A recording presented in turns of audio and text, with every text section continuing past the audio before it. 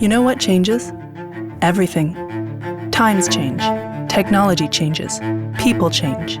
Sometimes it seems overnight. You can resist it. You can adapt to it. But you can't ignore it.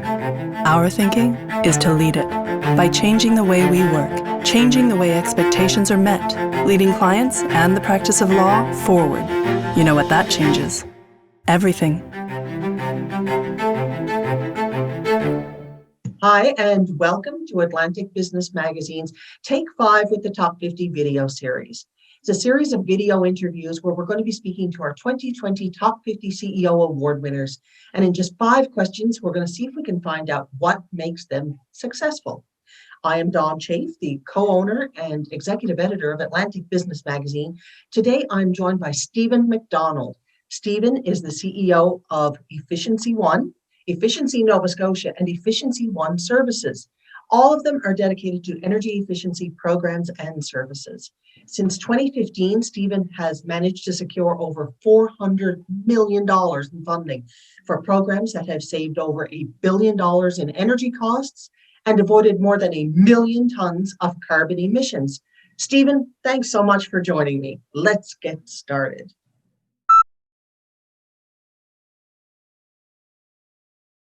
If done right, I believe it can. I think we have to be very pragmatic with what is in front of us. The scale and transition to a low carbon economy is one of the greatest economic opportunities of our lifetime. We are talking about transforming economies that have been designed and built and rely on fossil fuels, and transitioning that to economies that are cleaner, smarter, more efficient, and reflective of the environmental costs of greenhouse gas emissions. Global capital and investment is being directed to this opportunity at an incredible pace. In Nova Scotia, for example, since 2011, there's been over $1.4 billion in private investment in energy efficiency projects alone. And this will pale in comparison to the investment that will be made to further transition our electricity grids, our transportation networks, and the jobs that will be required. And we constantly need to think of this as a transition so that those individuals and companies and communities impacted by the transition have the opportunity to participate and to be successful. The transition to a low carbon economy needs to work for everyone, and that means including everyone.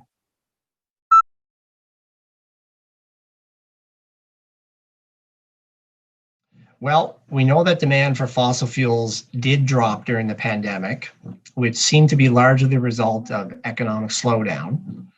Now, having said that, most major economies, I believe most, if not all G20 countries, have committed to fiscal stimulus packages in order to attempt to soften the effects of the pandemic. And many of these stimulus packages have a green focus. As more countries commit to net zero emissions by 2050, a commitment Canada has made, and major corporations announce similar commitments for their own operations, I'm confident that we will see an even greater acceleration to a low carbon economy in the years ahead.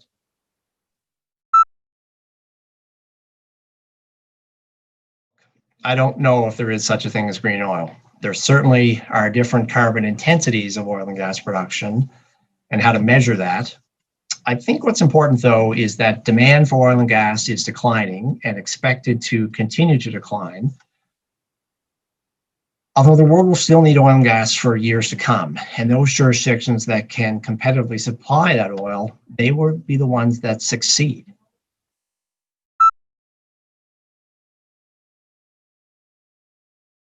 Well, I think the question is not only what the fuel will be, but the question will be how we use it and how other technologies will come into play.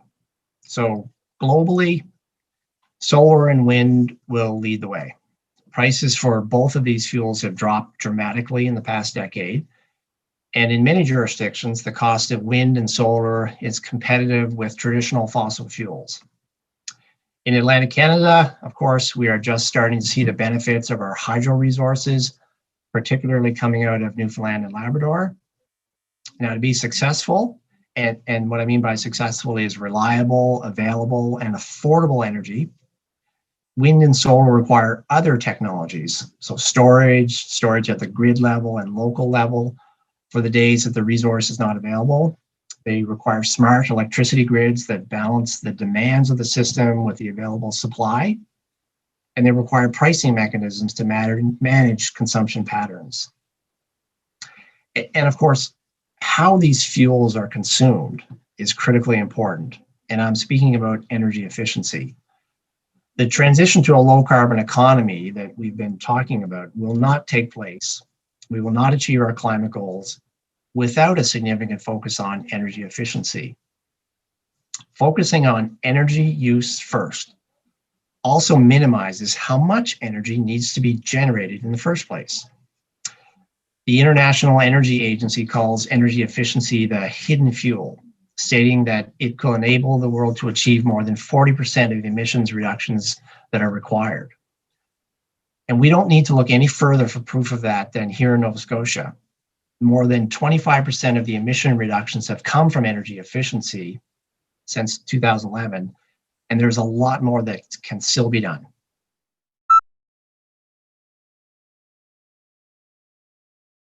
For me, it's about being a good listener and a good communicator, and knowing when the right time is to take action. As a leader, you have to have a good handle on the strengths of the team and the strengths of the organization, and how to best use those strengths to position the organization for success. I work in a field that is changing very quickly, and the pace of this transition and this change is going to accelerate.